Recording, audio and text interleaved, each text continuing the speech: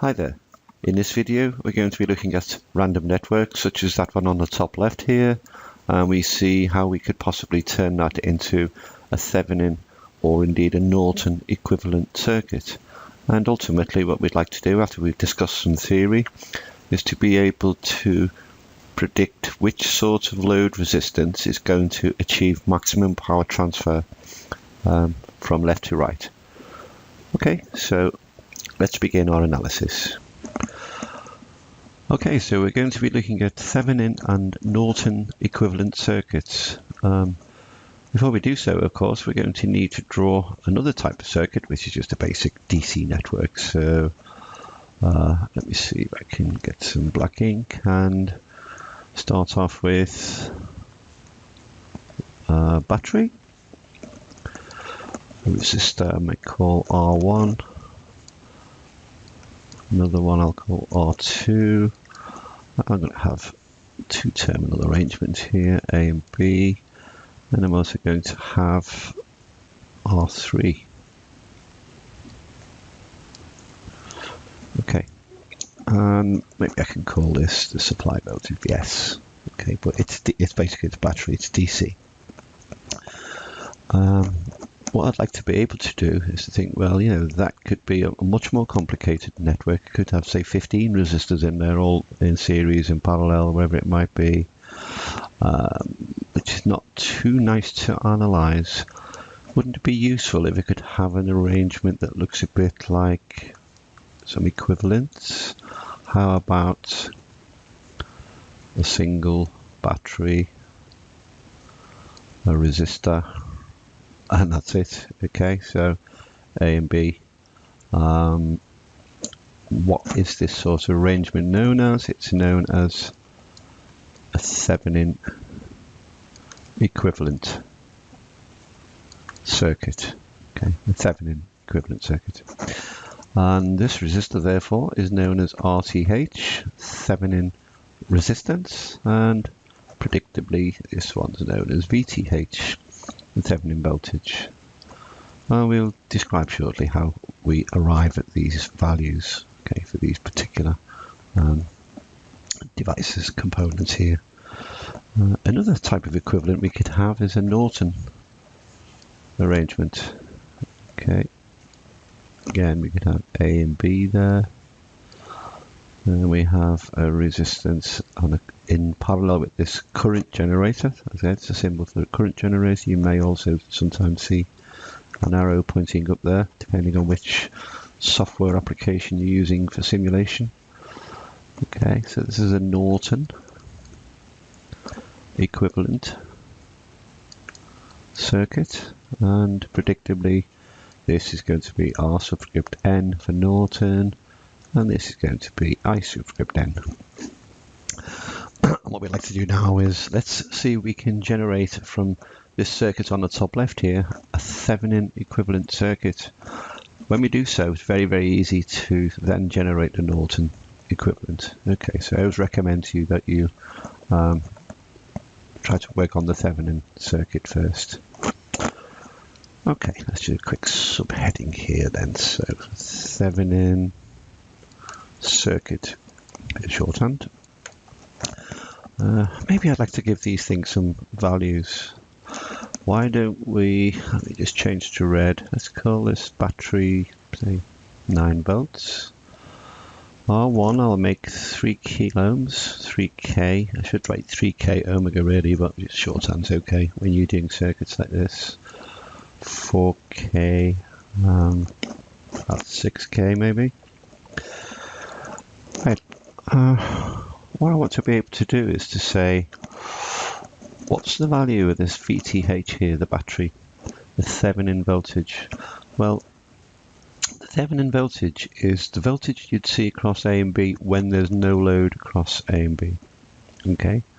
If there's no load across A and B, then this R2 here is just sitting there, not doing not very much in particular. So effectively, you've just got a series arrangement here. You've got this battery supplying R1 and R3, which are in series, back to the other end of the battery. So what we're going to then say is the Thevenin voltage is equivalent to The current in that loop there in red, and that's a bit of Ohm's law there. This is going to be 9 over 3k plus 6k. There's the current in brackets. We're going to multiply that by R3, which is a 6k. Okay, so that's looking a bit like 9 times 6k over 9k. Right, so what's cancelling here? Let's do some green. The 9 and the 9 cancel. The k and the k cancel. It's looking very much like 6 volts. And that's correct. So VTH is 6 volts. So a 6 volt battery. What about RTH here? This one, Thevenin resistance. How do we work that one out? Well, to do that, let's first of all write down what we're trying to achieve. To do that, what we're going to do is take away the battery completely and replace it with a short. Okay, or link. Then what we're going to do is, why don't we have a little look down from points A and B and work out what that resistance is that we see from points A and B. That will actually give you the Thevenin resistance, RTH. Okay, and what are you seeing there? Well, I'm seeing R2 in series with this combination here. Okay, so I'm seeing R2, which is 4K, in series with, hence the plus sign, R1 and R3 are in parallel. Okay, so it's going to be looking something like 3K times 6K. So product over sum, remember, for resistors in parallel. 3K times 6K over 3K plus 6K. We simplify this a little bit. 4K plus, okay, and in those large brackets you're seeing 3,000 times 6,000 is going to give you 18 million, divided by obviously 9,000 on the bottom. Okay, so 18 over 9 gives you 2, a million over 1,000 gives you 1,000, 2,000, so 2K.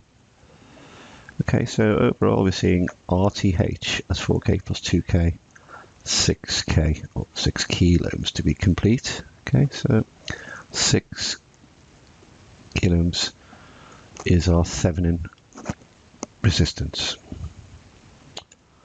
Okay, what about the Norton circuit? The Norton circuit and a subheading. Right, well, I did say earlier, you know, it's quite easy to work out the Norton circuit once you have the Thevenin circuit. And this is how you do it. You're going to say the Norton current is equal to the current that you might achieve if you went from A and B with an ammeter in your Thevenin circuit. So up here, A to B, if there was a short there, what would be the current in the Thevenin circuit? Okay, so mathematically it's going to be VTH over RTH, of course, once A and B is shorted in that Thevenin circuit. So that's going to be 6 volts over 6,000 ohms, okay, which is going to give you 1 milliamp.